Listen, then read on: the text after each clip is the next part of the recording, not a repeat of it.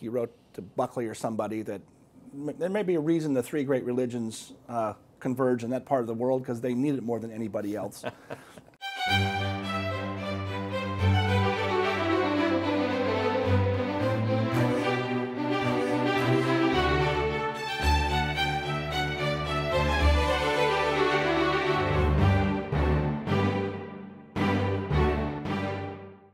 Let's talk about one other side of the policy questions in the Reagan years, the foreign policy.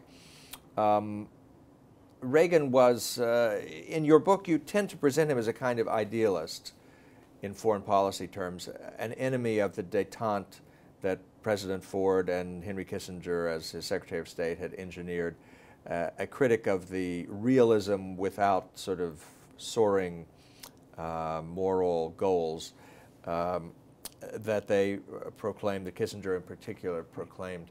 How do you stick to that evaluation of him? Is he basically an idealist, or is he a kind of realist? I mean, how do you look back at the Reagan doctrine and at his foreign policy? I think he had the ideal combination, or near ideal combination, assuming there is one, between idealism and realism. It's really interesting to go back to 1976 and his statements about détente, about human rights, and about wanting to abolish nuclear weapons. Mm-hmm. Oh, and I'll add a fourth one that's about domestic policy, and about Washington, D.C. as this insider's place. They were indistinguishable from what Governor Jimmy Carter was saying in his campaign. You can lay them side by side, you can't tell them apart. The difference, of course, I think, is in execution. Carter was wholly an idealist, and that led him in his human rights crusade essentially to punish America's allies who were imperfect. Reagan understood that while you hold up idealism as your goal and do use that to influence governments to reform, whether it's the Philippines, Argentina, and so forth, you don't want to go so far as to destabilize those countries. His administration had much more prudence about that, right? Unlike Carter's. This was dictatorships and double standards. Exactly. Gene Kirkpatrick's famous. Oh, he took to that article like a fish to water when he read that, right? It's a famous story. Among many of the famous stories is that one. So yeah, I think but he was very much realistic in understanding the limits of American power, that American persuasion alone was not sufficient to carry the day, or could backfire if you destabilize, as I say, an imperfect country that's nonetheless friendly to us. Right. And I think he understood something Carter's people never understood, such as with Nicaragua, that if you destabilize a country, the cause of human rights will actually be set back. That certainly was true in Iran and Nicaragua and other countries that went from authoritarian regimes that were unlovely to communist dictatorships, right? So he understood that. In other words, he was more of a consequentialist, you know, in an Aristotelian way, whereas I think Carter was a pure Kantian idealist. If we're just all, you know, sunshines and puppy dogs, the world will turn out right. Well, Reagan could also be a kind of, yeah, as you say, sort of Aristotelian, he has principled goals, but he's flexible in his means to those goals. But given that, what would he think of later Republican foreign policy in Iraq, Afghanistan, and the Middle East more generally, do you think? That's a really good question. He often professed in his diaries and in letters to be baffled by the Middle East. I think he wrote to Buckley or somebody that there may be a reason the three great religions converge in that part of the world, because they need it more than anybody else. And you know, the experience of Lebanon was a very bitter one. Thought that was the biggest foreign policy mistake he made, was committing really not enough troops and under restrictive rules of engagement for something that was open-ended and hard to see how it was going to work out well. They were there to enforce a ceasefire, right, in Lebanon, right? Right. Between doesn't sound like a great idea when you right on the surface. He is also, I'll add this about Reagan, he was very force-averse. You know, he had the reputation coming in as well, this dangerous cowboy might push the button.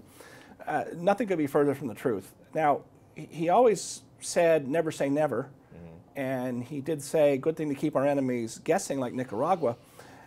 On the other hand, I think the Nicaragua case is especially important.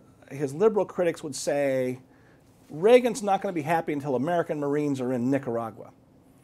And Reagan from day one said, I'm not sending a single American troop in Nicaragua. But he wouldn't say that publicly, because he wanted the Nicaraguans to worry about it, right? And he wanted the Cubans to worry about it. He was perfectly willing to support Contras and proxy forces pretty vigorously, and there, of course, was a big fight. But And then in his last year in office, we had Panama. And his whole team said, you know, we got to take out Noriega in Panama. He's a bad guy, etc. And Reagan refused. And essentially he said, let George do it. I mean, you know, let my successor, I'm not going to do it. And partly it was aversion to force. And so he was much more cautious than the reputation would have you suggest. So I think, who knows, but I think a case can be made that he would have been very skeptical about our Iraq strategy and policy and commitment, and maybe Afghanistan too, at least lasting this long. And part of those are reasons not just of being averse to use of force, but also I think there was the realism about, can you actually plant democracy with, some things he used to say about Vietnam in the 60s were, what a crazy strategy, we're trying to make this into a, you know, another New Deal Great Society venue. So that's dumb. If we're going to fight a war, let's fight a war or not do it at all. So, but he was interested in freeing the captive peoples held captive by the Soviet Union, and in helping to build institutions of a free society and sponsor, you know, events that would eventually lead to demonstrations, uprisings, and sort of the peoples held captive asserting themselves, right, which helped to contribute to the fall of the Soviet Union.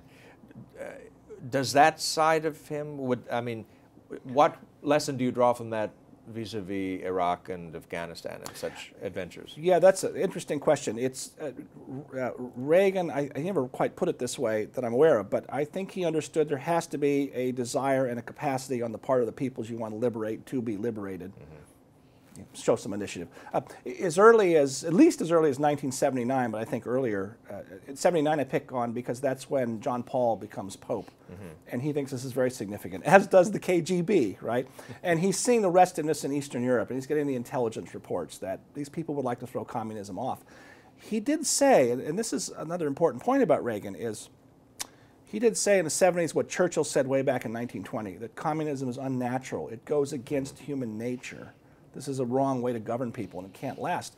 That's very different from your Nixons and Kissingers and other realists, even a lot of neoconservatives like Norman Podhoretz, who thought the Soviet Union is here for the long haul. We've got to figure out how to get along with them and deal with them.